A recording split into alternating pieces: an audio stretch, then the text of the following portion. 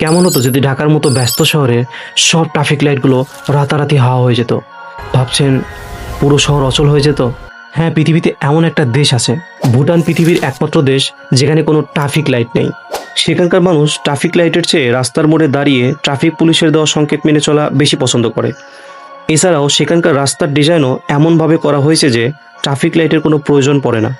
ভুটানকে land of thunder dragon বলা হয়। হিমালয়ের পাহাড়ি অঞ্চলে প্রায়শই বিশাল বজ্রঝড় দেখতে পাওয়া যায়।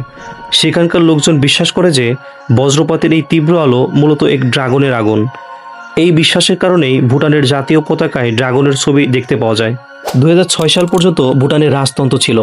দীর্ঘ সময় ধরে ভুটান নিজেকে বাকি পৃথিবীর থেকে সম্পূর্ণ আলাদা করে রেখেছিল, যার ফলে 1999 সালের আগে এই দেশে কোনো টেলিভিশন বা টিভি প্রচলন ছিল না। এর মানে এই নয় যে দেশটি উন্নত নয়। বর্তমানে ভুটান পৃথিবীর একমাত্র কার্বন নেগেটিভ দেশ।